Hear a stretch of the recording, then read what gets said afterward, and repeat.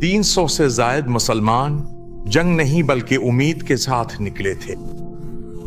کو مسلمانوں کی خبر ملی تو انہوں نے 1000 مغرور، زراپوش اور سوار آدمی جمع کیے۔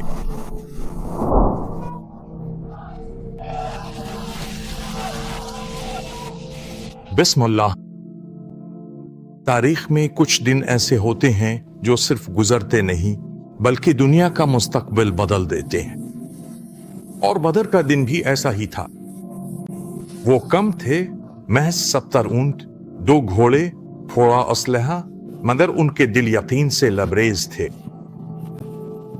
وادی کے اس پار فخر کے ساتھ مارچ کر رہے تھے۔ ان کی تعداد زیادہ تھی اور ان کی طاقت مشہور تھی، لیکن اعلیٰ فتح کو تعداد سے نہیں، صرف دلوں سے جانچتا ہے۔ اس دن آسمان زمین سے ملے تھے۔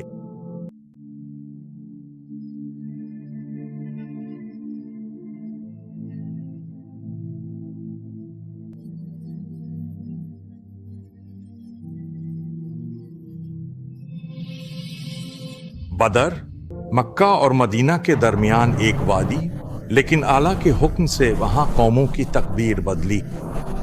اپنے مردے پیچھے چھوڑ کر بھاگ گئے۔ 300 سے زائد مسلمان جنگ کے بجائے صرف امید لے کر نکلے۔ ان کے پاس زرہ، تلواریں اکھانا نہیں تھا، بس ایسا ایمان تھا جو کبھی نہ ڈگمگائے۔ اور رسول اعلیٰ صلی اللہ علیہ وسلم ان کے سربراہ تھے۔ اپنے فرمایا، یہ کا قافلہ ہے، اعلیٰ نے تم سے ان دونوں میں سے ایک کا وعدہ کیا ہے۔ لیکن اعلیٰ نے ایک بڑی فتح کا ارادہ فرمایا تھا۔ جب کو مسلمانوں کا پتہ چلا تو انہوں نے 1000 مغرور، زراپوش اور سوار جنگجو جمع کیے۔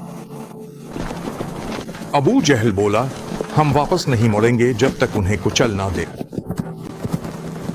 مگر سب دل اس کی نفرت میں نہیں تھے۔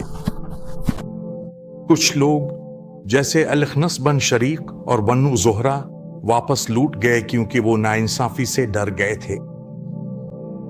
پھر بھی فوج نے پیش قدمی جاری رکھی۔ صحرا میں کڑکتی بجلی۔ رات ہونے پر نبی کریم اور صحابہ بدر کے کنویں کے پاس ٹھہرے۔ ہاتھ اٹھائے، اے اعلیٰ، یہ ہیں جو تکبر اور سرکش ہیں۔ وہ تیر رسول کے اوہائن، اے اعلیٰ، مجھے وہ فتح عطا فرما جو تاب نے وعدہ کی تھی۔ اور اعلیٰ نے جواب دیا، جب تم اپنے رب سے مدد مانگ رہے تھے تو اس نے تمہاری دعا قبول کی کہ میں تمہاری مدد کے لیے 1000 فرشتے پہ در پہ بھیج رہا ہوں۔ جب تم نے رب سے فریاد کی تو اس نے سنا، میں 1000 فرشتوں سے جو صف در صف ہوں گے تمہاری مدد کروں گا۔ نبی نے آدمیوں کو احتیاط سے صفوں میں لگایا۔ مقداد، عمر اور علی اعلیٰ کو آگے رکھا۔ آپ نے فرمایا، میرے حکم تک جنگ شروع نہ کرنا۔ جیسے ہی پاؤ پھٹی، مومنوں پر ہلکی بارش ہونے لگی جس نے ان کے دلوں کو ٹھنڈک بخشی اور ان کے پیروں تلے ریت کو جما دیا۔ لیکن دوسری طرف قریش کیچڑ میں دھنس گئے۔ ان کا تکبر ان پر بھاری پڑ گیا۔ سب سے پہلے عتبہ بن ربیعہ آگے بڑھا، جس کے ساتھ اس کا بھائی شیبہ بن ربیعہ اور اس کا بیٹا الولید تھا۔ مسلمانوں کی صفوں سے عبیدہ بن الحارث، حمزہ بن عبد المطلب اور علی بن ابی طالب نکل کر آئے۔ اللہ ان سے راضی ہو۔ تلواریں ٹکرائیں، فضا اللہ اکبر کے نعروں سے گونج اٹھی، دھول اڑی، اور جب وہ تھمی تو قریش کے سورما خاموش پڑے تھے۔ نبی کریم صلی اللہ علیہ وسلم نے مٹھی بھر ریت اٹھائی اور اسے دشمن کی طرف پھینکتے ہوئے فرمایا، ان کے چہرے بگڑ جائیں۔ اور اللہ نے وہی نازل فرمائی، فیلمت قتالاوے اما اویلیونیو الیویر قتلے اما اویمیار میں تنظر میں تے اویلیونیو الیویر میں تم نے انہیں قتل نہیں کیا بلکہ اللہ نے انہیں قتل کیا۔ اور جب تم نے پھینکا تو تم نے نہیں پھینکا تھا بلکہ اللہ نے پھینکا تھا۔ پھر غیبی مدد نازل ہوئی، ہوائیں تیز چلنے لگیں، सफेद लिबास में मलबूस फरिश्ते नमूदार हुए जो कुफर की सफों को तहस नहस कर रहे थे। कुरैश भाग खड़े हुए, अपना गुरूर और अपनी लाशें पीछे छोड़कर। इस उम्मत का फिरौन अबू जहल रेत पर गिरा हुआ पाया गया।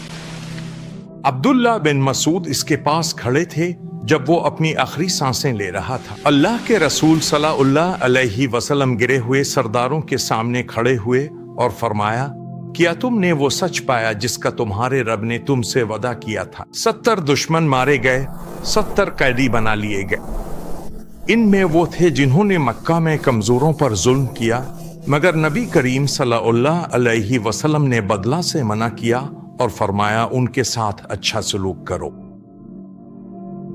इन कैदियों में अल-अब्बास बिन अब्दुल मुत्तलिब भी थे, जिनका फिदिया बाद में इस्लाम की फौजों के काम आया। कुरान ने इस दिन को यौमल फुरकान यौमल तकी अल जमुआन कहा, फैसले का दिन, वो दिन जब दो फौजें आपस में टकराएं। ये वो दिन था जब हक की जीत हुई, न तादाद से और न ताकत से बल्कि ईमान से। और इस तरह मोमिन जो तादाद में कम थे फातेह बन कर निकले, अपनी ताकत से नहीं, हथियारों से नहीं, बल्कि इसलिए कि अल्लाह उनके साथ था। ये यौमुल फुरकान था, फैसले का दिन, वो दिन जब सच झूठ से अलग होकर वाज़ेह हो गया। लेकिन जीत एक इम्तिहान है, बिल्कुल वैसे ही जैसे मुश्किल वक्त होता है, और जल्द ही एक और इम्तिहान सामने आने वाला था। अगली किस्त में इंशाअल्लाह हम देखेंगे कि जब कामयाबी का सामना आजमाइश से होता है तो दिल कैसे साबित कदम रहता है। सल्लल्लाहु अली मोहम्मद।